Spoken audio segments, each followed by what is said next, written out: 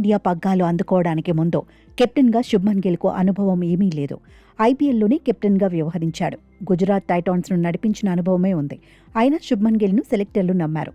కెప్టెన్గా బాధ్యతలు అప్పగించారు. ముందుగా టెస్టు సిరీస్లో రోహిత్ వారసుడిగా పగ్గాలు ఇచ్చారు.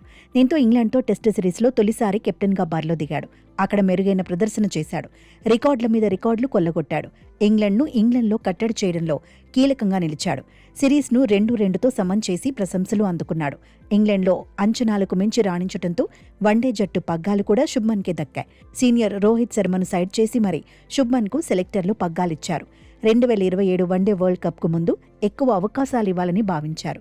రోహిత్ శర్మ, విరాట్ కోహ్లీ జట్టులో ఉన్నప్పుడే గిల్కు ఛాన్స్ ఇవ్వడం మంచిదనుకున్నారు. కానీ శుభ్మన్ కెప్టెన్ అయ్యాక వన్డే సిరీసుల్లో భారత్కు ఓటములే ఎదురవుతున్నాయి. ఆస్ట్రేలియా గడ్డ మీద గిల్ కెప్టెన్సీలోని టీమిండియా ఓడిపోయింది. 3 మ్యాచ్ల సిరీస్లో ఆఖరి మ్యాచ్లో మాత్రమే గెలిచింది. ఆ సిరీస్లో బ్యాటర్గా, కెప్టెన్గానూ గిల్ ఆకట్టుకోలేకపోయాడు.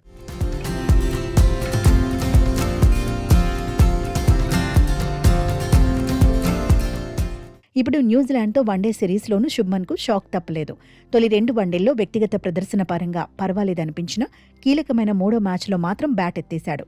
భారీ స్కోరు సాధించడంలో విఫలమయ్యాడు. తొలి మ్యాచ్లో హాఫ్ సెంచరీ కొట్టినా స్ట్రైక్ రేట్ మరింత మెరుగ్గా ఉండాల్సిందన్న వాదన వినిపించింది. కీలకమైన 3వ వన్డేలో కెప్టెన్గానూ శుభ్మన్ విఫలమయ్యాడు. బౌలర్లను మార్చడంలో టాలెంట్ చూపించలేకపోయాడు. మిడిల్ ఓవర్లలో పక్కాగా వ్యూహాలను అమలు చేయలేకపోయాడు. కివీస్ను తక్కువ స్కోర్కి కట్టడి చేసే ప్రణాళికే గిల్ దగ్గర కనిపించలేదు. దీంతో శుభ్మన్ గిల్ కెప్టెన్సీపై విమర్శలు వస్తున్నాయి.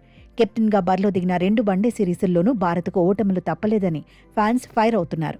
ఇలాగైతే కెప్టెన్గా కొనసాగడం కష్టమేనని మాజీలు సైతం హెచ్చరిస్తున్నారు. స్వదేశంలో సిరీస్ ఓడిపోవడాన్ని తప్పుపడుతున్నారు. అదే సమయంలో కేఎల్ రాహుల్కు పగ్గాలు ఇవ్వడం బెటర్ అనే వాదనను వినిపిస్తున్నారు.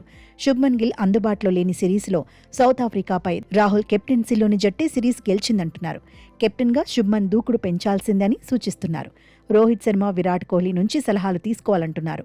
కెప్టెన్సీ కెరియర్ కొనసాగాలంటే టీమిండియాను విక్టరీ బాట పట్టించాల్సిందేనంటున్నారు. ఇంకా నేర్చుకునే దశలోనే ఉంటే భారత జట్టుకు నష్టాలు తప్పవంటున్నారు.